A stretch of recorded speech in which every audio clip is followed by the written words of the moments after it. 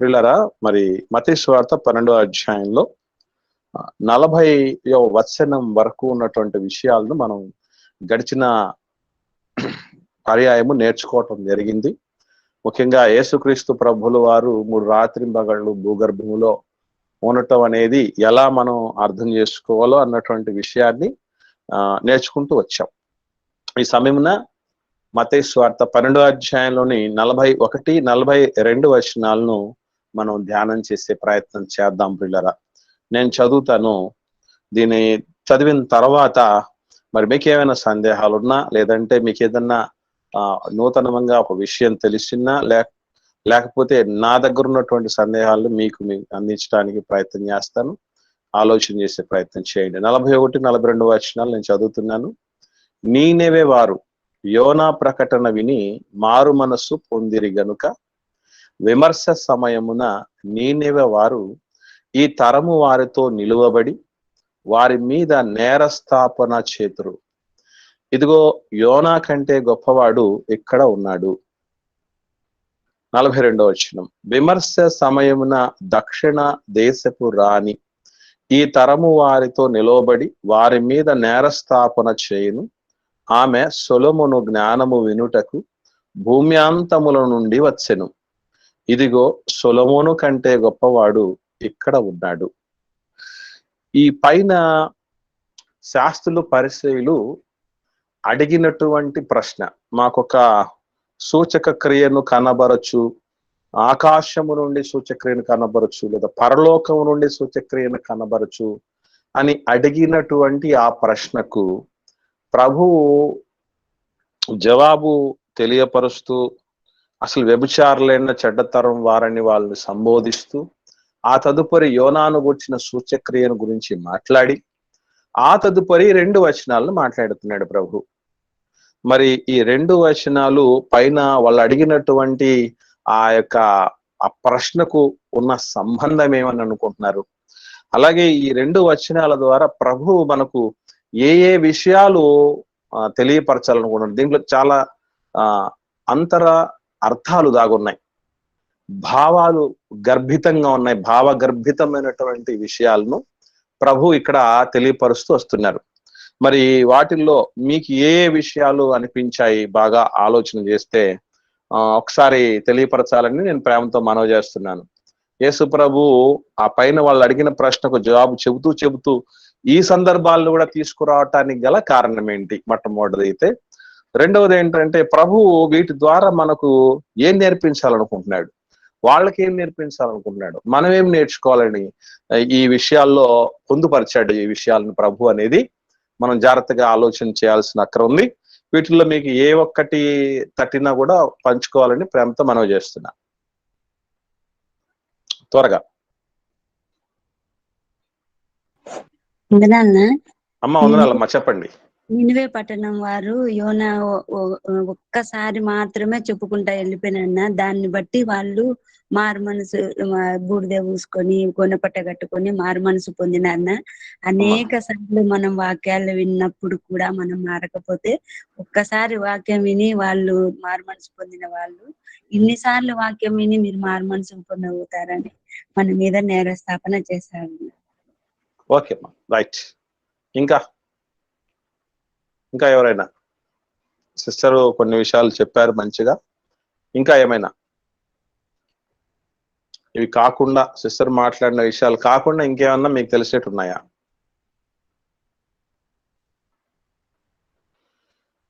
మాట్లాడండి మా, దయచేసి బ్రదర్స్ సిస్టర్స్ జాయిన్ అయినటువంటి వాళ్ళు మాట్లాడండి.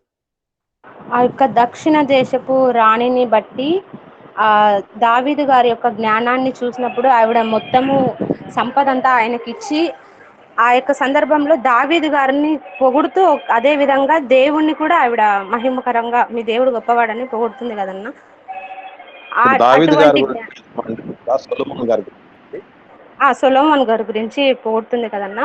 వాళ్ళు నిజమైన జ్ఞానాన్ని వెతుక్కుంటూ వెళ్ళి తెలుసుకున్నారు. ఇప్పుడు మనకి దగ్గరికి జ్ఞానం వస్తున్నా మనము దాన్ని యాక్సెప్ట్ చేసే పొజిషన్ లో లేము. క్రీస్తుల వారే వచ్చా కానీ వాళ్ళు యాక్సెప్ట్ చేసే పొజిషన్ లో లేరు అని. Okay, right. ఇంకా వీళ్ళు సిస్టర్స్ ఇద్దరు మాట్లాడి కాకుండా వేరే విషయాలు ఏమైనా మీకు అర్థమైనవి అందిన విషయాలు ఏమైనా ఉన్నాయా? వందనాలన్నా. వందనాలమ్మా, చెప్పండి అమ్మా.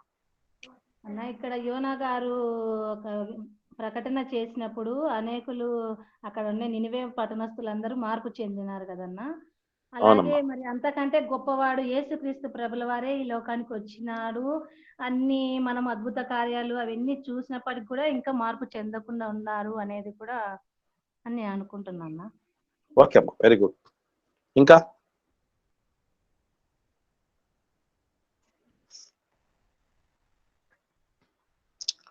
అమ్మా కల్పనమ్మా మాట్లాడండి అమ్మా. షేబా దేశపు రాణి ఎంతో భూదిగంతముల నుంచి వచ్చిందినా. మన వాక్యము మన పడకల దగ్గరనే ఉన్నప్పటికీ మనం రాలేకున్నాము కాబట్టి ఆమె మన మీద నేరస్థాపన చేసే అధికారం ఆమెకుందినా. వెరీ గుడ్ అమ్మా, రైట్, వెరీ గుడ్. సో ఇక్కడ మనం ధ్యానం చేసేటప్పుడు విషయాల్ని బాగానే మీరు ఆలోచన చేస్తున్నారు, కానీ మిగిలిన వాళ్ళకంటే మనం ఒకంత ముందుకు ఎదగాల్సినటువంటి ఆవశ్యకత ఉంది. ఇప్పటికి 12 అధ్యాయాలను మనం ప్రతి బిట్టు పిన్ టు పిన్ ఆపోసాన పడుతూ ఉన్నప్పుడు, ఫిల్టర్ చేస్తున్నప్పుడు ఎట్లా ఆలోచన చేయాలని మీకు ఇప్పటికే ఆలోచన ఇంకా ఎదిగి ఉండాల్సి ఉంది. Very good. ఎప్పుడైనా గుర్తుపెట్టుకోవాల్సిన విషయం ఒకటే, ఇక్కడ ఎలా విషయాలను ఆలోచన చేయాలనేది 41, 42 వచనాల్లో కామన్ గా 2 విషయాలు ఉన్నాయి. అవేంటి చెప్పండి ఒకసారి. కామన్ గా 2 విషయాలు ప్రభు చెప్తున్నారు. వెరీ గుడ్, వెరీ గుడ్ అమ్మా. ఒకటి నేరస్థాపన అనేది ఉమ్మడిగా ఉంది, కామన్ గా ఉంది. ఇంకా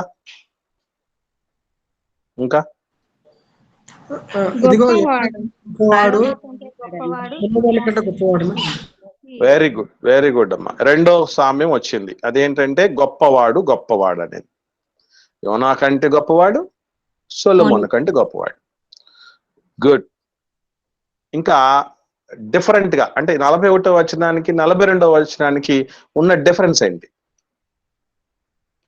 ఏమన్నా ఒక డిఫరెన్స్ ఏమైనా కనుక్కున్నారా? అంటే ఒక విషయాన్ని మనం ఆలోచన చేసేటప్పుడు ఎట్లా ఆలోచించాలి అనేటటువంటిది మనం కంపేర్ చేసేటప్పుడు ఇలా మొట్టమొదటి విషయాలు ఏంటంటే ఉమ్మడిగా కామన్ గా ఉన్న విషయాలు ఏమున్నాయి, తర్వాత డైవర్జెంట్ గా అంటే వేరుగా ఉన్నటువంటి సందర్భాలు ఏమున్నాయి, వేరుగా అనిపించేటి ఏమున్నాయి చెప్పండి ఆ 41, 42 వచనాల్లో. ఈ తరం వారితో నిలువబడి అని ఈ నేరస్థాపన చేయటం అనేది 2 కామన్ అమ్మా. రెండిట్లో కామన్ గా ఉంది. నేను చెప్పేది ఏంటంటే మారు మనసు ఉందన్న.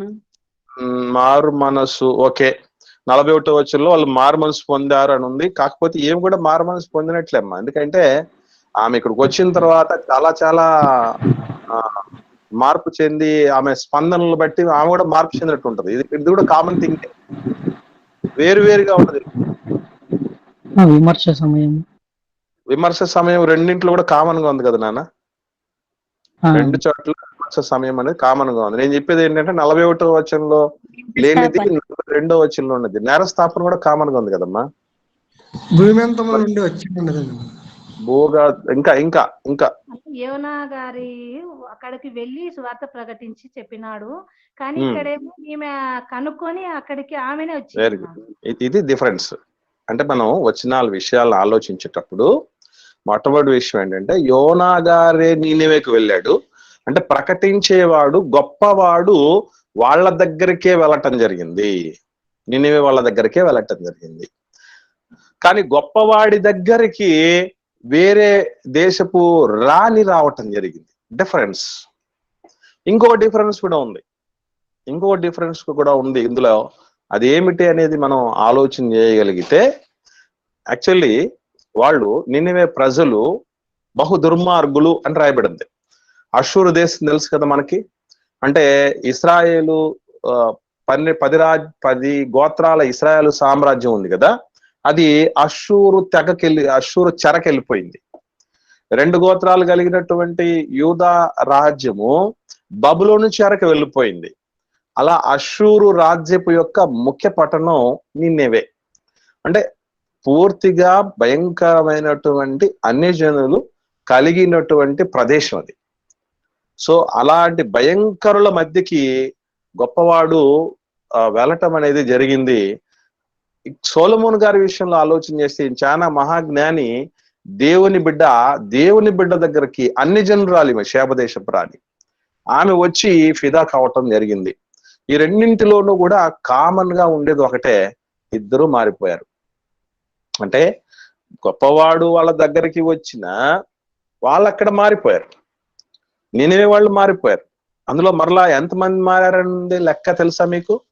నినివే పట్టణం యొక్క జనాభా ఎంత అని చెప్పాడండి దేవుడు? ఎవరికైనా ఐడియా ఉందండి? ఎవరికైనా ఐడియా ఉందా ఎంతమంది ఉన్నారు అక్కడ అనేది? యోనా గ్రంథం 4 అధ్యాయాలే ఉంటది.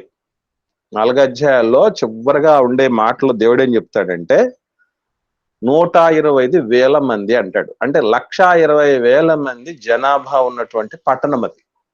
120,000 జనాభా ఉన్నటువంటి దానిలో రాజు మొదలుకొని సాధారణ ప్రజల వరకు వాళ్ళు మారిపోయారు. అలాగే సొలొమోను గారిని వెతుక్కుంటూ వచ్చి జస్ట్ ఏంటో అందరూ ఈయన గురించి చాలా చాలా చెప్తున్నారు. ఆయన వచ్చిన ఉద్దేశం వేరు, వచ్చిన తర్వాత ఆమె రెస్పాన్స్ వేరు. మీరు బాగా గమనించండి. అక్కడ కూడా యోనా గారు వెళ్ళిన ఉద్దేశం వేరు, కానీ అక్కడి నుంచి వచ్చిన స్పందన వేరు. ఇవి కూడా మనం గమనించాలి. యోనా గారు నినివే పట్టణానికి వెళ్ళిన ఉద్దేశం ఏంటి? దేవుడు ఏం చెప్పాడు? ఏమని చెప్పి పంపించాడండి యోనా గారికి? ఐడియా ఉంది ఎవరికైనా? వాళ్ళకు గొప్ప శ్రమ సార్, నాశనం చేస్తా మిమ్మల్ని అందరినీ అని చెప్తాను. నినివే ప్రజలకు దుర్గతి పట్టును అని చెప్పటానికి వెళ్ళు నాయన అని పంపించాడు. మిమ్మల్ని లేకుండా చేసేస్తాం, మిమ్మల్ని లేపేస్తాడు దేవుడని హెచ్చరించటానికి పంపించాడు. కానీ అక్కడ జరిగిన విషయం వేరు. అట్లాగే సొలొమోను గారి గురించి రకరకాలుగా చెప్తున్నారు ప్రజలందరూ. సరే ఒక్కసారి వెళ్ళి మనం చూద్దాం ఏమాత్రం పోడో. ఇప్పుడు మనకు ఆన్లైన్ గురించి కూడా కొత్తగా వచ్చేవాళ్ళు మనం ఆలోచన చేస్తే ఎవరో ఒకరు మీలలో మా ఆన్లైన్ లో ఇట్లాంటి మంచి వాక్య పరిచర్య జరుగుతూ ఉంటుంది, మంచి దైవజనులు వస్తూ ఉంటారు, మంచి వివరణ ఉంటుంది, మంచి నడిపింపు ఉంటుంది, మంచి క్రమం ఉంటుంది, బాగా బలపరచబడతాం ఆత్మీయంగా ఎన్నో చెప్పి పంపిస్తుంది. ఈ అందరూ చెప్పేస్తుంటే స్టార్టింగ్ లో వచ్చేవాళ్ళు ఏ ఉద్దేశంతో రావచ్చు? సరే ఒకసారి వచ్చి చూద్దాం అన్నట్టుగా జాయిన్ అవుతారు కదా. అట్లాగే సొలొమోను గారి దగ్గరకు వచ్చేటప్పుడు కూడా అలాగే వచ్చారు, అలాగే వచ్చింది ఆమె. కానీ వచ్చిన ఆమె స్పందన వేరే విధంగా ఉంది. అర్రే నేను విన్నది చాలా తక్కువ అండి, ఇక్కడ చాలా చాలా ఎక్కువ మహాజ్ఞానం ఉంది సొలొమోను గారి దగ్గర. అబ్బోబ్బబ్బబ్బా ఏమి జ్ఞానం, ఏమి వివేకం, ఏమి మేధస్సు అని ఆమె ఫిదా అయిపోయింది.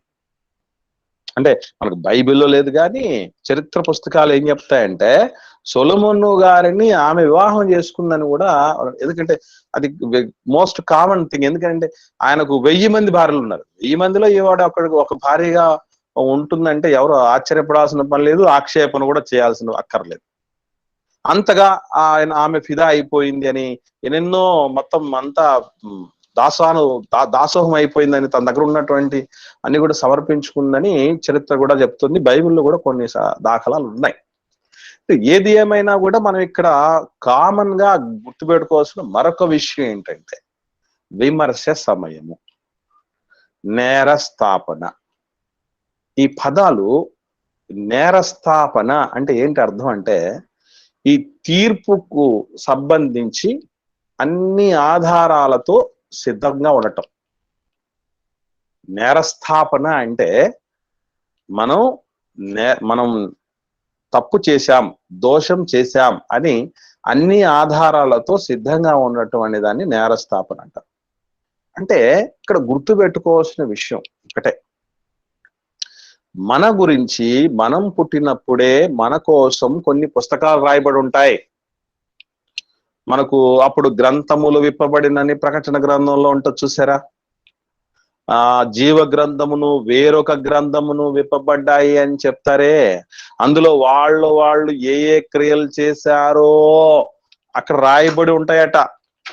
అంటే మనం చేస్తున్నటువంటి మంచి గాని చెడు గాని ఎక్కడికి వెళ్ళదు సుమండి. ఇది మనం గుర్తుపెట్టుకోవాలి. చాలా మంది చెప్తూ అంటారు కదా, పోతూ పోతూ ఏం పట్టుకెళ్తావురా అని. పోతూ పోతూ ఏం పట్టుకెళ్తాం అనేది బైబిల్లో దేవుడు ఏం చెప్పాడు? చాలా స్పష్టంగా చెప్పినటువంటి విషయాలు ఏంటి అంటే, మన పాపం గాని మన పుణ్యం గాని ఎక్కడికి పో. కొర్నేలి విషయంలో దేవదూత ఏమని చెప్పడం జరిగింది? నీ ప్రార్థనలు నీ ధర్మ కార్యములు దేవుని సన్నిధానంలో దేవుడి సన్నిధికి చేరాయి అంటాడు. మరి ఇంకొక విషయం ఏంటి? ఒకసారి ఒక మాట చూడండి, తిమోతి గారికి రాసిన మొదటి పత్రిక 5వ అధ్యాయము 24వ వచనం చూడండి. 24వ వచనం చూడండి. అపోస్తలుడైన పౌలు గారు త్వరగా అపోస్తలుడైన పౌలు గారు రాసిన మొదటి పత్రిక 5వ అధ్యాయం 24వ వచనం చదువమ్మా. కొందరి పాపములు తేటగా బయలుపడి న్యాయపు తీర్పునకు ముందుగా నడుచుచున్నవి, మరి కొందరి పాపములు వారి కంటే వెళ్ళుచున్నవి. వారి వెంట వెళ్ళుచున్నవమ్మా. చాలమ్మా. అంటే మన పాపాలట ఏం చేస్తాయట? మనకంటే ముందు వెళ్తాయి కొన్ని. అంటే మనకంటే ముందు వెళ్ళటం అంటే ఏంటి? మనం బతుకుండగానే ఇప్పుడు సొదొమ గొమొర్రాలో గూర్చిన మొర దేవుడి సన్నిధికి చేరింది అని. అంటే వీళ్ళు ఇంకా పోలే, వీళ్ళు ఇంకా చావలే. చావక ముందే వీళ్ళ తప్పులన్నీ వెళ్ళిపోతున్నాయట పైకి. అదే అప్పుడప్పుడు చెప్తూ ఉంటారు, ఇంటెలిజెన్స్ బ్యూరో ఉంది దేశవ్యాప్తంగా, రాష్ట్రంలో, జిల్లాల్లో, జిల్లా కేంద్రాల్లో, ఆయా ప్రదేశాల్లో ఏం జరుగుతోందని ప్రతి ఒక్కరి మీద నిఘా ఉందట. అలా ఇంటెలిజెన్స్ బ్యూరోలు కొన్ని ఉన్నట్టు మనందరి జీవితాల మీద దేవుడి నిఘా ఉంటుంది, మర్చిపోకండి. మనం ఒకవేళ నేనేం చేస్తున్నానో మీకు తెలియకపోవచ్చు, మీరేం చేస్తున్నారో నాకు తెలియకపోవచ్చు. ఒకరిదొకరు దగ్గర పడ్డప్పుడు, ఎదురుపడ్డప్పుడు అబ్బా అన్న ఎంత మంచోడో, ఎంత గొప్పవాడో, అదో ఇదో అబ్బాబా కష్టపడతాడు చేస్తున్నాడని మీకు నా గురించి అనిపించవచ్చు. మీరు నాకు తారసపడ్డప్పుడు వీళ్ళంత భక్తి పరులో, వీళ్ళంత కష్టపడేవాళ్ళు, వీళ్ళంత శ్రేష్ఠులో, వీళ్ళంతా భయభక్తులు కలిగినటువంటి వాళ్ళు, వీళ్ళంతా దేవుడికి దగ్గరైన వాళ్ళు, వీళ్ళంతా ఆత్మపూర్ణులు నేను అనుకోవచ్చు.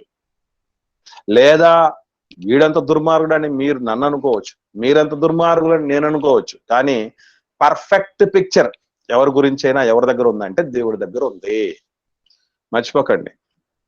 ఎవరు అన్నారు, జైలుకు పోయినోడు ఏమన్నాడంటే, నేను ఒక్కడనే జైలుకు పోయాను అనుకుంటున్నారా?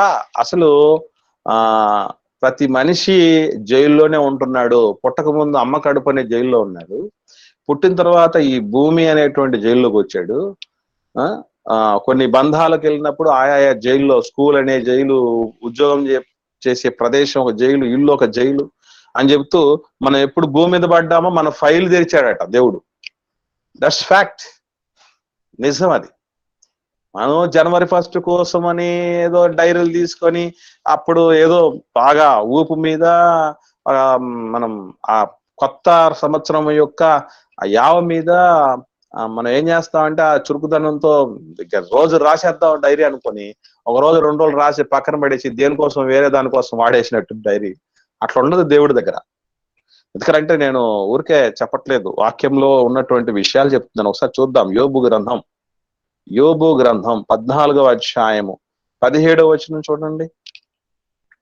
యోబు గ్రంథం 14వ అధ్యాయం 17వ వచనం త్వరగా.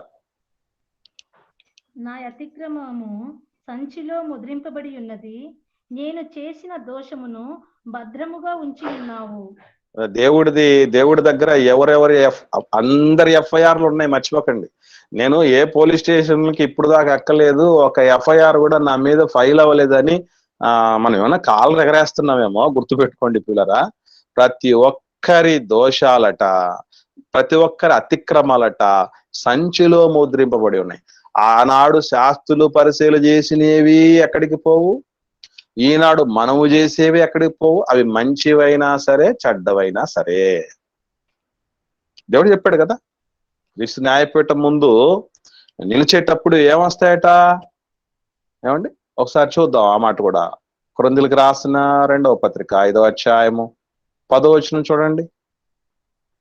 అపోస్తలుడైన పౌలు గారు కొరింథీయులకు రాసిన 2వ పత్రిక 5వ అధ్యాయం 10వ వచనం. ఎందుకనగా తాను జరిగించిన క్రియల చొప్పున అవి మంచివైనను సరే చెడ్డవైనను సరే దేహముతో జరిగించిన వాటి ఫలమును ప్రతి వాడును పొందునట్లు మనమందరమును క్రీస్తు న్యాయపీఠము ఎదుట ప్రత్యక్షము కావలేను. అది మన అందరం అంటే పౌలు గారు మహా గొప్ప మిషనరీలకు పితామహుడని అని గురించి చాలా 14 పత్రికలు కొత్త నిబంధనలో రాసినోడని చాలా చెప్తుంటాం కదా. ఎవరు? ఆయనతో సహా అందరం కూడా క్రీస్తు న్యాయపీఠం ముందు నిలబడాల్సిందట. ఇది మనం గుర్తుపెట్టుకోవాల్సిన విషయం. ఇంకపోతే విమర్శ సమయమున అన్నాడు చూసారా, అంటే విమర్శ సమయమున అంటే క్రీస్తు 2వ రాకడ సమయం. ఈ 2వ రాకడ సమయములో అందరం బయటకు వస్తాం. ఇప్పుడు చాలా మంది, ఇంతకుముందు నేను ఈ పాట విన్నారా మీరు? నేను సెమినార్లో పరిశుద్ధాత్మ ప్రేరణ గురించి మాట్లాడాను. ముఖ్య ప్రసంగికుడు పరిశుద్ధాత్మ దేవుడు అనేది మాట్లాడినప్పుడు తర్వాత గాని వినని వాళ్ళు ఎవరన్నా ఉన్నారా? అంటే సెమినార్లో వినని వాళ్ళు కానీ, లేదా తర్వాత అప్లోడ్ అయిన తర్వాత వినని వాళ్ళు కానీ ఎవరన్నా ఉన్నారా? అందరూ విన్నారమ్మా?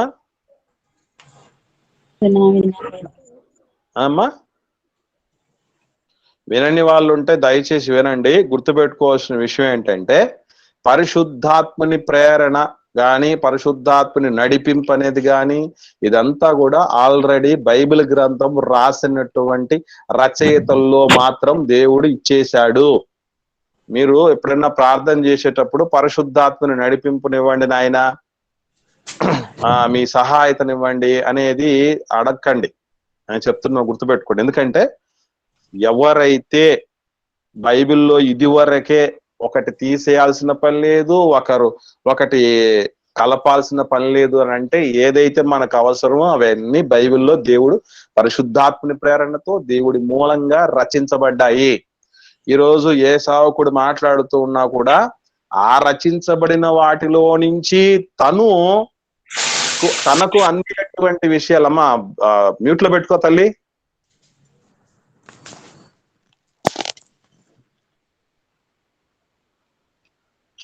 అవి వాళ్ళకు అందినటువంటి విషయాలను చెప్తున్నాడు. అందుకే గుర్తుపెట్టుకోండి, సేవకులైనటువంటి వాళ్ళకి మరి కఠినమైన తీర్పు అంటే, మాట్లాడే ప్రతి ఒక్కడు పరిశుద్ధాత్మని నడిపింపుతోనే మాట్లాడేవాడైతే వాళ్ళకి తీర్పు ఎందుకండి?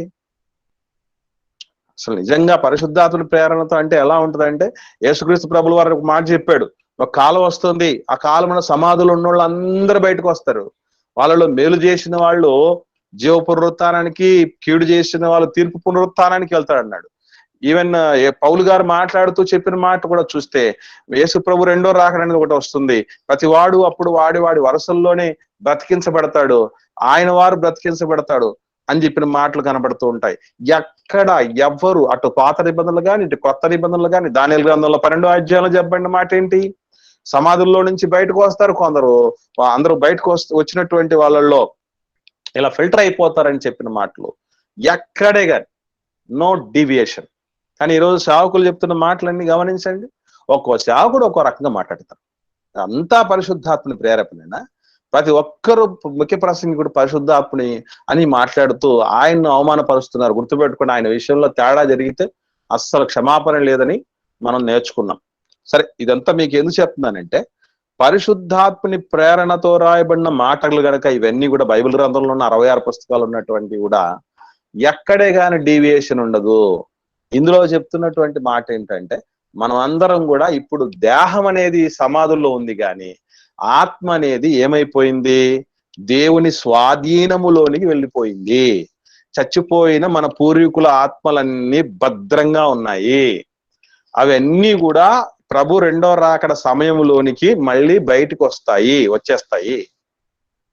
అంటే విమర్శ సమయము వచ్చేంత వరకు కూడా ఎవరు ఎక్కడికో పోయారని అనుకోకండి. మనకు అసలు చావే లేదు, ఆత్మలకు చావు లేదు. ఎందుకనంటే మనం దేవుడిలో నుంచి రావటం జరిగింది. మనకు చావు ఉంటే దేవుడికి చావు ఉన్నట్టే. కనుక ఆత్మకు చావు లేదు. చచ్చిపోయిన తర్వాత అటు నిత్య నాశనంలోనైనా సరే, నిత్య జీవములోనైనా సరే ఎక్కడైనా ఉండాల్సిందే. కాబట్టి గుర్తుపెట్టుకోవాల్సిన విషయం ఏంటంటే, ఒక్క సమయం వస్తుంది మనకి. ఇప్పుడు మనం దేవుడికి దొరకకపోవచ్చు, ఇప్పుడు మనల్ని దేవుడు స్వేచ్ఛ స్వాతంత్రాలు ఇచ్చి వదిలిపెట్టి ఉండొచ్చు. అన్ని చూస్తూ ఉంటాడు ఆయన, చూస్తూ ఉంటాడట. ఎందుకనంటే ఆయన ఆయన యొక్క అబ్జర్వేషన్ ఎలా ఉంటది అంటే, భక్తులు కొందరు మాట్లాడతారండి ఎంత అద్భుతమైనటువంటి విషయాలు చూడగలిగితే. కీర్తనల గ్రంథం చూడండి, 19వ కీర్తన. ఒక భక్తుడికి దేవుడి గురించి అర్థమైనటువంటి విషయంలో మనం జాగ్రత్తగా ఆలోచన చేస్తే,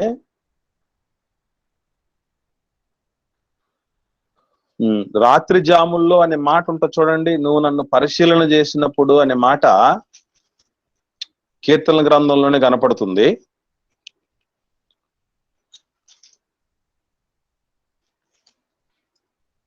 సరే, అదొకటి చూడండి. ఎవరికైనా దొరికితే నాకు చెప్పండి.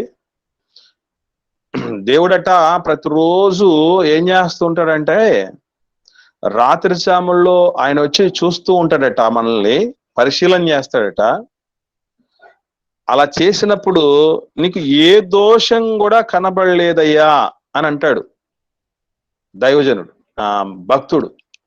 నిజంగా మనకు అందరం కూడా ఇదే ప్రశ్న మనం వేసుకుంటే, మనకు దేవుడు వచ్చి చెక్ చేసే పనిలో రోజు ఉంటాడు, ఆయన్నే వదిలిపెట్టలేదంటే మనల్ని ఎందుకు వదిలిపెట్టాడు? మనం పగలల్లా ఏం పని చేసి వచ్చాం, ఏం వెలగబెట్టేసి వచ్చాం, ఏం ఆలోచన చేసాం, మనకు దురాలోచనలు ఉన్నాయా, సదాలోచనలు ఉన్నాయా, ఎలాంటి పరిస్థితుల్లో ఉన్నాం, ఇవన్నీ కూడా మనకు జాగ్రత్తగా ఆయన రోజు వచ్చి చూస్తాడట. ఇది మనం అందరం గుర్తుంచుకోవాల్సిన విషయం. అంత మాత్రమే కాకుండా 14వ కీర్తనలో మాటను చూడండి. 14వ కీర్తన 2వ వచనం చూడండి. 2వ వచనం, వివేకము కలిగి దేవుని వెదకు వారు కలరేమో అని యెహోవా ఆకాశము నుండి చూచి నరులను పరిశీలించెను. దేవుడు పరిశీలన చేస్తున్నాడట అండి. మనల్నంతా అదే వివేకము కలిగి దేవుణ్ణి వెతికే వాళ్ళు ఉన్నారా లేదా అని వెతుకుతున్నాడట. ఇట్లాంటి స్థితిలో మనం దేవుడు ఉంటున్నప్పుడు మనం కనపడుతున్నాం అసలు.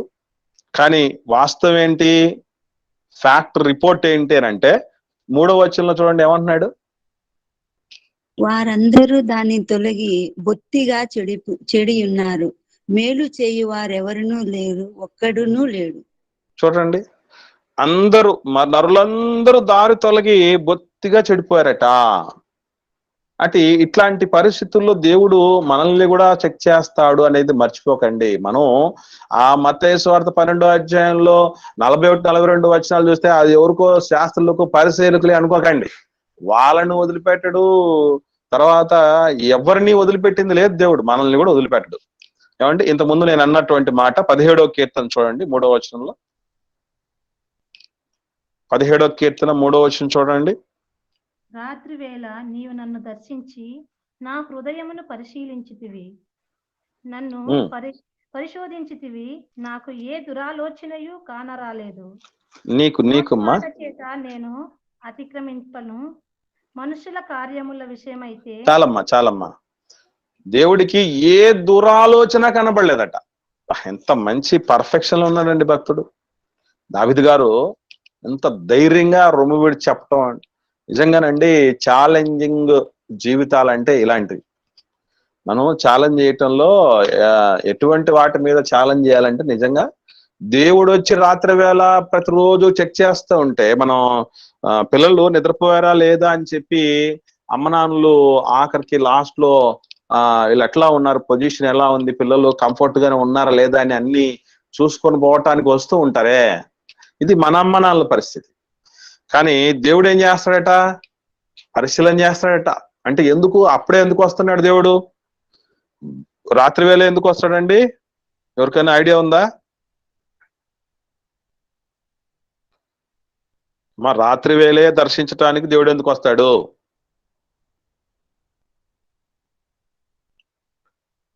మనం చేసినవన్నీ ఆ టైంలోనే గుర్తొస్తాయి డాక్టర్. ఆ టైంలో మనం దొరుకుతాం దేవుడికి. పగలల్లా మనం అస్సలు అందుబాటులో ఉండం కదా ఎవరికి. మొత్తం ఊరళ్ళ మంది అన్నట్టు తిరిగేస్తాం కదా, కాళ్ళు వచ్చినటువంటి వాళ్ళం అని. అంతా తిరిగేసి రాత్రుల్లో మాత్రమే రిలాక్స్డ్ గా ఉంటాం ఒకటైతే. రెండవది ఏంటంటే, ఈ పగలల్లా జరిగినటువంటి వాటి మీద మనిషి ఏం చేస్తూ ఉంటాడంటే, నెక్స్ట్ డేకి ప్రిపేర్ అవుతూ పడకెక్కుతాడు. నెక్స్ట్ డేకి ప్రిపేర్ అవుతూ పడకెక్కుతారు. అంటే అది ఈ మంచి ఆలోచన కావచ్చు, చెడ్డ ఆలోచన కావచ్చు, ఏదైనా సరే పడకల మీదే ప్లాన్స్. ఇప్పుడు పడకెక్కేటప్పుడు పగలు ఇన్సిడెంట్ జరిగింది. నాబోతు అనేటటువంటి ఇశ్రాయేలుడి విషయమై ఆహాబు రాజు సందర్భం తెలుసు కదా, ద్రాక్ష తోట, నాబోతు ద్రాక్ష తోట ఐడియా ఉంది కదా. పగలు జరిగింది ఆ ఇన్సిడెంట్. పగలంతా నాబోతు గారితో మాట్లాడడం జరిగింది. ఆహాబు రాజు నేను ఇవ్వలేనయా బాబు, ఈ తోటను మా పితరులు ఇచ్చింది నాకు స్వాస్థ్యంగా, నాకు అది జ్ఞాపకార్థంగా ఉండేది, నేను దయచేసి ఇవ్వలేనని చెప్పేసి ఆయన రిజెక్ట్ చేయటం, ఇవన్నీ పగలైపోయాయి. రాత్రికి వచ్చేసరికి చింతాక్రాంతో అక్కడ పడక మీద కనపడుతున్నాడట. అట్లా కాబట్టి ఏ మంచి అయినా చెడైనా మనిషిలో కరెక్ట్ కనుక్కోవాలంటే రాత్రి నిద్రపోయే ముందు ఆలోచన చేయాలి. అందుకే మీరు చూడండి, పడకెక్కేటప్పుడు కృతజ్ఞతాస్తుతులు చెల్లించి మంచి ప్రశాంతమైనటువంటి స్థితిలో, నాయన ఇప్పటిదాకా నాకెందరికో లేనటువంటి గొప్ప భాగ్యం ఇచ్చావు, మంచి కుటుంబం ఇచ్చావు, భర్తనిచ్చావు, పిల్లల్నిచ్చావు, భార్యనిచ్చావు, ఆరోగ్యం ఇచ్చావు, లోకంలో ఒక స్థానం ఇచ్చావు, రక్షణ ఇచ్చావు, ఇంకా ఎదగటానికి ఎన్నో అవకాశాలు ఇచ్చావు అనే కృతజ్ఞతా భావంతో పడకలెక్కే వాళ్ళు ఎంతమంది. కాబట్టి రాత్రి వేళ దేవుడు చూస్తున్నాడు, ప్రతిరోజు రాత్రి చూస్తున్నాడట. అవి అర్థమైనటువంటి వాళ్ళు ఎవరైనా ఒక పాపం చేయటానికి ధైర్యం చేస్తారండి? మనం అందరం ఎక్కడ పొరపాటు చేస్తున్నామని అంటే, అది వాళ్ళ కోసమో వీళ్ళ కోసమో అనుకుంటాం. ఈవెన్ ఇట్లా మనం ఆన్లైన్లో వెళ్ళే వాళ్ళు కూడా చాలా మంది ఏమనుకుంటారంటే, వాళ్ళు మిస్ అయ్యారండి, ఇది వాళ్ళ కోసమే సంబంధించిన మాట, వాళ్ళు వచ్చింటే బాగుందనండి, భలే దెబ్బలు పడేటివి, భలే కౌంటర్లు పడేవి, వాళ్ళ కరెక్ట్ గా వాళ్ళకి సంబంధించిన అనుకుంటాం తప్ప, ఇది మనకు సంబంధించిందా ఏమైనా, నాలో నీకు ఆయాసకరమైంది ఏమైనా ఉండాలైనా అని సెల్ఫ్ గా చెక్ చేసుకునే వాళ్ళు చాలా అరుదుగా ఉన్నారు పిల్లలు. ఈవెన్ ఈ 41, 42 వచనాలు చూస్తున్నప్పుడు కూడా, అరే ఇందులో నేను ఉన్నానా లేదా అని చూడండి, మనం ఆలోచన చేయాలి.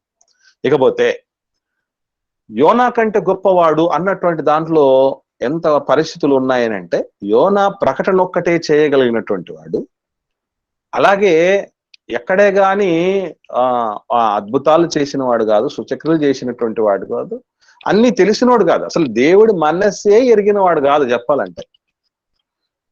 మీరు ఈ మాటతో మీరు ఏకీభవిస్తారా?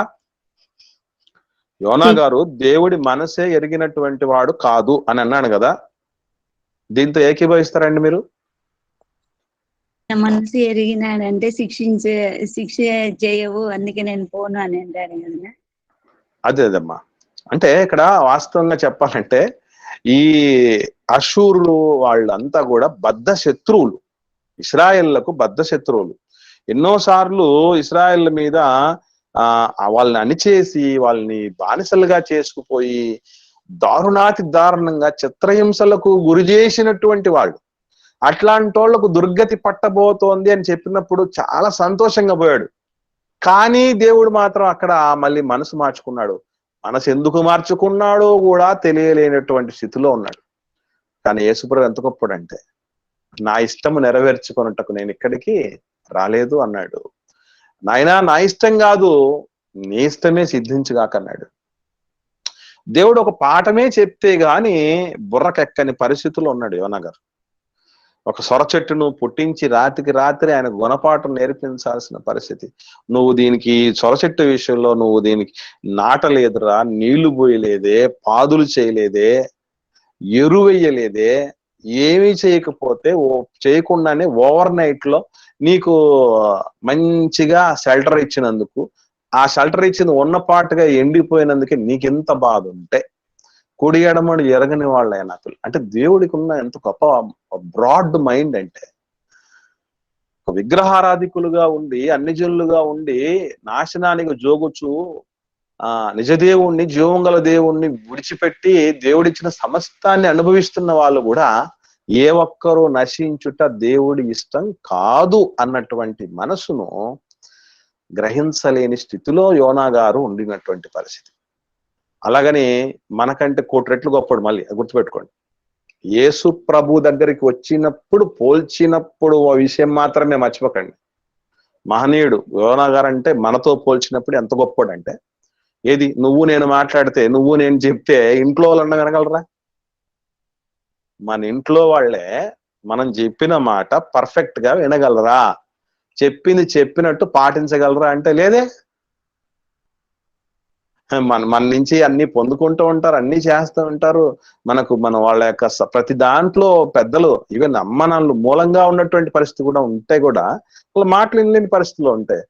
ఎవరో ఇశ్రాయేలీయుడు శత్రువు, మరి శత్రువు దేశం నుంచి వచ్చినటువంటి వాడు మరలా మీకు దుర్గతి పట్టబోతుందని మాట చెప్తే వాళ్ళకి ఏం చేయాలి? 1,20,000 మంది ఉంటే ఒక్కడొస్తే వాడిని ఎవడవరా నువ్వు, మాకు దుర్గతి పడుతుందా, ముందు నీకు పట్టే దుర్గతి నుంచి తప్పించుకోరా చూద్దా అని చెప్పి అనుకొని ఉంటే మట్టు పెట్టి ఎంతసేపు అనేది. కానీ అలా మట్టు పెట్టే విధంగా ఆయన మాట్లాడలా, మారు మనసు పొందేట్టుగా మాట్లాడాడు. ఓకే, ఇలాంటివన్నీ చెప్తున్నప్పుడు గుర్తుపెట్టుకోవాల్సిన విషయం, మహాత్ములను మనతో పోల్చుకొని తప్పుడు చాలా జాగ్రత్త వహించాలి. యేసు ప్రభుతో పోలుస్తున్నప్పుడు ఇలాంటివన్నీ కంపారిజన్స్ చూడాలి. యోనా గారు అవిధేయత కూడా కలిగి ఉన్నటువంటి పరిస్థితి, చెప్పిన మాట వినని పరిస్థితి ఆయనలో కనబడుతుంది. ప్రభువులో విధేయత కనబడుతుంది. అలాగే యేసు ప్రభులు వారు కేవలం వాక్యం మాత్రమే కాదు, ఇకపోతే లోకం పుట్టినది మొదలుకొని మరుగు చేయబడిన సంగతులు ఎన్నో చెప్పాడు ప్రభు. కేవలం నీనివే ప్రజలకు ఏం కలగబోతుందని మాత్రమే చెప్పాడు యోనా గారు. యేసు ప్రభులు వారు ప్రపంచ ప్రజలకు సైతం ఏం జరుగుతుందో భవిష్యత్తులో కూడా చెప్పినవాడు. క్రొత్త నిబంధనలు మనకు ఇచ్చినటువంటి వాడు. ఆయన ఏ నిబంధన ఇవ్వనివాడు. సో ఇలా పోల్చినప్పుడు ఎన్నెన్నో ఫీచర్స్ యేసు ప్రభుకు ఉన్నాయి. అటువంటి వ్యక్తి వచ్చి చెప్పినా కూడా వాళ్ళు వినటం లేదు. ఈ రోజు మనం ఆలోచన చేస్తే యేసు ప్రభువే కాదు, యేసు ప్రభు వచ్చి వెళ్ళిపోయాడు. పరిశుద్ధాత్మని యొక్క ప్రేరణతో రాయబడినటువంటి గ్రంథం ఉంది. సత్యమునికి సంభమును ఆధారమై ఉన్నటువంటి సహవాసం ఉంది. మన ఇంటిలోనికే తలుపు తడుతూ ప్రభుత్వం అయినా ఇంటింటికి పథకాలు అందిస్తూ ఉంది. గడప గడపకు మన ప్రభుత్వం అన్నట్టుగా ఉన్నా కూడా అక్కడ వైఫల్యం చెందిందొచ్చేమో గాని పుష్కలంగా దేవుడి మాటలు అందించబడుతూ ఉన్న, నేర్పబడుతూ ఉన్న ఒకరే మాట్లాడితే సరిగా ఒకరికి ఎక్కచ్చు, ఒకరికి ఎక్కకపోవచ్చు, ఒకరికి నచ్చచ్చు, ఒకరికి నచ్చకపోవచ్చు, ఒకరికి అవగాహన అవ్వచ్చు, అవగాహన కలగకపోవచ్చు అనేటటువంటి ఉద్దేశంతో రకరకాలైనటువంటి ఒక మిక్చర్ పొట్లం లాంటి మంచి టీమును దేవుడు మనకు అనుగ్రహించి, ఎప్పుడో కరోనా అయిపోయిన తర్వాత క్లోజ్ అయిపోవాల్సింది మనకి ఇలా కంటిన్యూ చేస్తూ అవకాశాలు ఎందుకు ఇస్తున్నాడు? అలా ఇస్తున్నా కూడా మనలో మార్పు లేదంటే ఆ శాస్త్రుల పరిశీలకి మనకి ఏంటి తేడా? ఆ నినివే పట్టణం వాళ్ళకి మనకి ఏం తేడా? అక్కడ ఉన్నటువంటి ఏథెన్స్ పట్టణంలో ఉన్నటువంటి వాళ్ళు ఉన్నారు కదా, ఏదో కొత్త సంగతులు మేము విన్నాం ప్రార్థన చేసేటప్పుడు నేను గమనిస్తూ ఉంటా. చాలా కొత్త సంగతులు మేము నేర్చుకున్నాము అని లీడ్ చేసే వాళ్ళు చెప్పటం, ప్రార్థన చేసే వాళ్ళు మంచిదే, కరెక్టే. మరి కొత్త సంగతులు నేర్చుకున్న తర్వాత మనం ఎంత కొత్తగా మారాం? ఎవడెన్నో క్రీస్తు యేసునందు ఉన్న ఎడల వాడు నూతన సృష్టి అన్నాడు. అంటే మనమే కొత్త అయిపోవాలి తప్ప కొత్త సంగతుల దగ్గర ఆగకూడదు. మనం గుర్తుపెట్టుకోవాలి. ఏమండి? కనుక ప్రియులరా, అలాగే షేప్ దేశంలో ఉన్నటువంటి ఒక ఆడకూతురు, దక్షిణ దేశంలో ఉన్నటువంటి ఒక ఆడకూతురికి ఎక్కడో ఒక మహాజ్ఞానం మనకు దొరుకుతుందండి. చాలా గొప్ప విషయాలు మనం వింటాం. దాన్ని వినటం వల్ల చాలా మనకు మేలైపోతుంది. అలాంటి వాడిని జీవితంలో చూడాలనే ఒక్క వార్త విన్నప్పుడే ఇలా ఉన్నప్పుడు మహనీయుడు యేసు ప్రభుల వారి గురించి ఏమంటే ధవలవర్ణుడిగా, రత్నవర్ణుడిగా, అపరంజి వంటి పాదములు కలిగినటువంటి వాడుగా ఉన్నటువంటి వాడు, దూతల మీద శక్తుల మీద అధికారం పొందినటువంటి వాడు, దేవుడి కుడిపార్శ్వన కూర్చున్నటువంటి వాడు, అన్ని నామములకు పైనామం కలిగినటువంటి వాడని యేసు ప్రభుల వారి గురించి ఎందరో చెప్పినప్పుడు మనం ఏమనుకోవాలంటే ఎలాగైనా మా ప్రభువును మనం కలవటానికి వెళ్ళాలి, ఆయన ఎదుర్కోవటానికి వెళ్ళాలి అన్నటువంటి రీతిగా ఉండాలి. అది సొలొమోను గారి అంటే దేవుడిచ్చినటువంటి అనేకమైన జ్ఞానాల్లో ఎందరెందరో జ్ఞానం పొందుకున్నారు, వివేకం పొందుకున్నారు, వాళ్ళల్లో ఒకడైనా. కానీ యేసుప్రభు అలా కాదు కదా. యేసుప్రభు దేవుడి జ్ఞానము దేవుడి శక్తిగా ఉన్నటువంటి వ్యక్తి ఆయన. బుద్ధి జ్ఞానంలో సర్వసంపదలు తన యందు నిక్షిప్తపరచుకున్నటువంటి ఆయన. అలాగే సొలొమోను గారికి అంత జ్ఞానం ఉన్నా కూడా ఎంతగా చెడిపోయాడో, ఎంతగా పడిపోయాడో మనకు తెలుసు. కానీ యేసుప్రభు వారు అలా కాదే. కాబట్టి ప్రియులారా, ఇటువంటి ఫీచర్స్ మనకు ఈరోజు రాను మనకు ఎంతో ఎక్కువ అవకాశాలు దేవుడిచ్చింది చూస్తున్నాం తప్ప, దీని వెనక మనం గుర్తుపెట్టుకోవాల్సిన ఒక హెచ్చరిక ఏంటంటే, ఎవరికి ఎన్ని ఎక్కువ అవకాశాలు ఉంటే అంత ప్రమాదం కూడా కొంచెం ఉంది. మర్చిపోకండి. నీకు అర్థం కావడం మాట చెప్తాను. మనం ఏ ఫీజు కట్టలేదండి, గవర్నమెంట్ స్కూల్ పంపించాం పిల్లల్ని, ఎక్స్ట్రా ఫీజులు ఏమి లేవు, అస్సలు ఖర్చులే లేవు. పోయినోడు ఏదో తక్కువ మార్కులు, బొట్టాబట్టి మార్కులతో పాస్ అయిపోయాడు. ప్రైవేట్ స్కూల్లో ఒకరిని జాయిన్ చేశాం.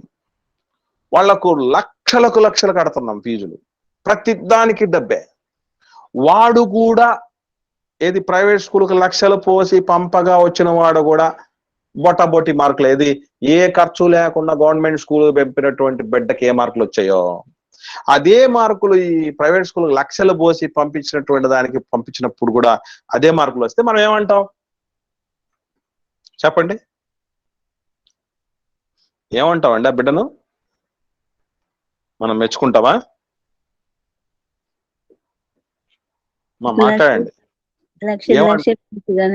చదివిస్తే ఏమి రాను ఇంత అద్దమానంగా తెచ్చుకున్నావు కదా. అంటే ఇప్పుడు దాన్ని మనకు అన్వయించండి. రేపు దేవుడు మనల్ని ఏం అడగబోతాడు తెలుసు? ఏదో మామూలు అవకాశాలు కాదు దేవుడు మనకి ఇచ్చింది.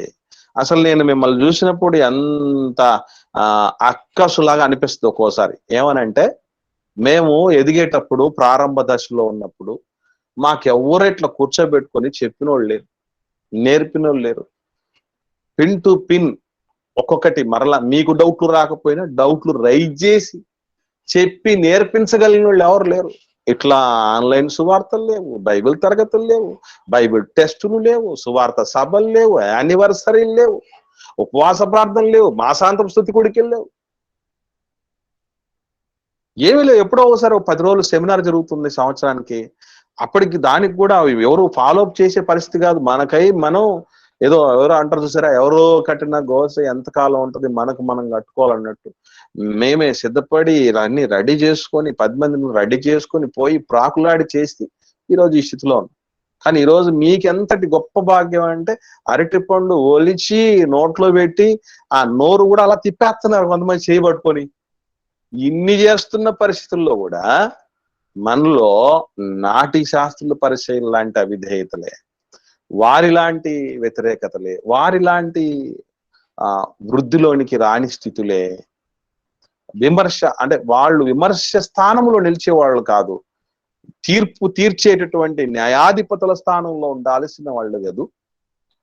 కనుక గుర్తుపెట్టుకోండి ప్రియులారా, దేవుడు ఎన్ని అవకాశాలు ఇస్తే అంత ప్రమాదం కూడా ఉంది వాటిని దుర్వినియోగపరచుకుంటే. మరొకండి, దయచేసి దేవుడు ఉగ్రతకి బలైపోయి గురైపోయే పరిస్థితుల్లో ఎవ్వరూ వెళ్ళకూడదు. నేను హెచ్చరించుకోవాలి, మిమ్మల్ని నేను ఒక దేవుని ప్రతినిధిగా హెచ్చరించాల్సిన పరిస్థితి ఉంది. కాబట్టి 41, 42 వచనాలు ఎవరికి సంబంధించినవి అని అంటే, ఏదో శాస్త్రుల పరిశీలకని అనుకోకండి, అది మనకందరికీ సంబంధించిన విషయాలు. దేవుడు విరివిగా మనకి ఇస్తున్నాడు. మన కుటుంబంలో బాగా బైబిల్ తెలిసిన వ్యక్తి ఉన్నారనుకోండి, గుర్తుపెట్టుకోండి, మనకు శిక్ష ఎక్కువ ఉంటుంది. మనకు విరివిగా దేవుడి మాటలు అందుబాటులో ఉంటున్నాయి అనుకోండి, ఫ్రీగా ఉంటున్నాయి అనుకోండి, ఎలాంటి స్వార్థము లాభాపేక్ష లేకుండా అందుతున్నాయి అనుకోండి, మనకున్న సంఘం చాలా చక్కని స్థితిలో అరమరికలు లేకుండా మనం బాగుపడాలి, మనం ఎదగాలనే తాపత్రయం కలిగి అందరూ పనిచేస్తున్నారు అనుకోండి, మనం చాలా జాగ్రత్తగా ఉండాలి. దేవుడు రేపు అడిగేది అదే, నీకు ఇన్నిచ్చి నీకేం ప్రయోజనం, నువ్వేం చేయగలిగా వచ్చావు? ఖచ్చితంగా దేవుడు అడుగుతాడు.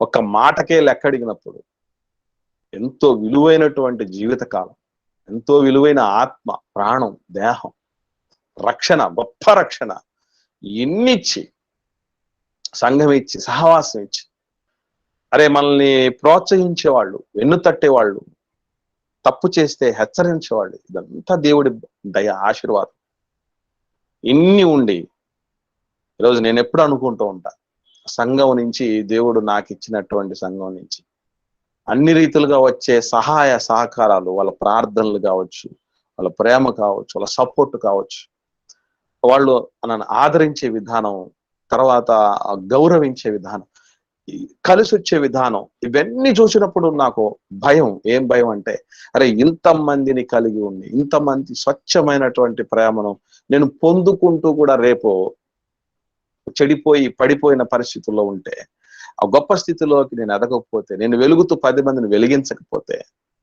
నేను దేవుడిలో ఎదుగుతూ ఎదిగించకపోతే, నిలబడుతూ నిలబెట్టకపోతే దేవుడు నన్ను కూడా అడుగుతాడు అనేటువంటి రీతి భయం నాలో ఎప్పుడు ఉండడానికి నేను ప్రయత్నం చేస్తూ ఉంటాను పిల్లలు. కాబట్టి దయచేసి ఎవ్వరు కూడాను నేరస్థాపన వాళ్ళ మీద వీళ్ళ మీద చేస్తారనుకోకండి, మన మీదకి కూడా ఒక రోజు ఉంటుంది. అక్కడికి ఒక మంచి మాట చూసుకొని మనం ముగించుకుందాం. ఇదే విషయం అంటే మనం ఇంకా కాస్త భక్తులతో నిలవటానికి సంబంధించిన విషయాన్ని చూసి ముగించుకుందాం. ప్రసంగి గ్రంథం 12వ అధ్యాయము 14వ వచనం చూద్దాం. ఒకరు చదవండి. ప్రసంగి గ్రంథం 12వ అధ్యాయం 14వ వచనం. గూఢమైన ప్రతి అంశమును గురించి దేవుడు విమర్శ చేయనప్పుడు ఆయన ప్రతి క్రియను అది మంచిదే గాని చెడ్డదే గాని తీర్పులోనికి తెచ్చును. చూడండి, గూఢమైన ప్రతి అంశం అన్నాడు. చూడండి, అంటే ఎదుటివాడికి తెలియదులే అనుకున్న ఏ పాపమైనా ఏ పుణ్యమైనా, చాలా మంది బాధపడుతూ ఉంటారు, వాళ్ళు గుర్తించలేదు నా మంచితనాన్ని, నేను చేసినటువంటి నీతి కార్యాలని, నేను చేసిన సత్క్రియల్ని, నాకు ఉన్నటువంటి ఆ టాలెంట్ ని ఎవరు గుర్తించట్లేదని బాధపడతారు. కానీ అది గూఢమైన అంశము. దేవుడు తీర్పులోనికి తెచ్చి మనకు తగిన స్థానం ఇస్తాడు మరొకండి. అలాగే మరికొందరు వాళ్ళు చేస్తున్న పాపాలు ఎవరు చూడట్లేదులే, సీక్రెట్ టాప్ సీక్రెట్ గా చేసాం, అసలు మూడవ కంటికే తెలియని రీతిగా చేసాం అనుకుంటూ ఉంటారు. అవి కూడా బయటకు వస్తాయట. ఎంత జాగ్రత్తగా ఉండాలి చెప్పండి మనం పిల్లరా. కనుక ఇవన్నీ దేవుడు మనల్ని భయపెట్టడానికి కాదు దేవుడు ఇవన్నీ చేసేది బాగుపడటానికి, రక్షణలో విశ్వాసమందు స్థిరంగా మనం దేవుళ్ళో ఎదగటానికి, ఏనాటికైనా ఎలాగైనా సరే తిరిగి దేవుడి దగ్గరికి చేరుకోవాలన్నటువంటి ఉద్దేశంతో, ఆయన ప్రేమతో, ఆయన ఆవేదనతో, ఆయన బాధతో మనకందరికీ ఈ విషయాలు చెప్తున్నాడు తప్ప మనల్ని ఏదో చేయాలని, మనం బెదిరించాలంటే దేవుడికి ఎంతసేపు అనండి, మనల్ని భయపెట్టాలంటే ఎంతసేపు అనండి. కనిపించిన ఒక సూక్ష్మ జీవితో ప్రపంచాన్ని అంతా ఒక్కసారిగా వణికించలా. ఆయన కనుక అనుకుంటే తాడువేవులో మొత్తం పోయేవాళ్ళం. అలా నశించుకోవటం అనేది దుష్టుడు, నేను పాట రాశా, పొరపాటులే అలవాటుగా చేయుచుంటున్న పాట. బహుశా మీరు అందరూ వినుంటారు, వినకపోతే మరొకసారి వినండి. దుష్టులు మరణమొందినచో నీవు సంతోషపడలేదే, దిద్దుకొని బుద్ధిగా బ్రతకాలని ఎంతో ఎదురు చూసితివే. నువ్వు శరణు చూస్తే వాళ్ళని ఎవ్వరిని నువ్వు త్రోసేయని దయాసాగరుడు నాయన అని పాటలో రాశా. కాబట్టి ప్రియులరా, రేపు మన మీద ఇంకొకరు నేరస్థాపన చేయకుండా, మనకంటే తక్కువ అవకాశాలు ఉన్నోళ్ళు, ఉన్నతంగా మార్పు చెందినోళ్ళు, మనకి ఎక్కువ అవకాశాలున్న పనికిరాని స్థితిలో ఉండగలిగితే రేపు వాళ్ళ చేతనే మనం నేరస్థాపన, ఒకనాడు నినివే వాళ్ళు యూదుల మీద నేరస్థాపన చేయడానికి వచ్చినట్టు, ఒకనాడు శాపదేశపు రాణి ఆ శాస్త్రుల పరిచయాల మీద నేరస్థాపన చేయటానికి వచ్చినట్టు మన మీద ఎవరు నేరస్థాపన చేస్తారు? కాబట్టి ఆ స్థితిలోకి వెళ్లకుండా మనం ఉన్నతమైనటువంటి స్థితిలో నీతికి వారసులుగా నిలవటానికి దృఢ నిశ్చయంతో ముందుకు సాగాలని, అందుకొరకైన దేవుడి సహాయాన్ని పుష్కలంగా ఆయన్ను అర్థించి పొందుకోవాలని ప్రేమతో నేను మనవి చేస్తూ ఈయన మాటలు ముగిస్తున్నాను.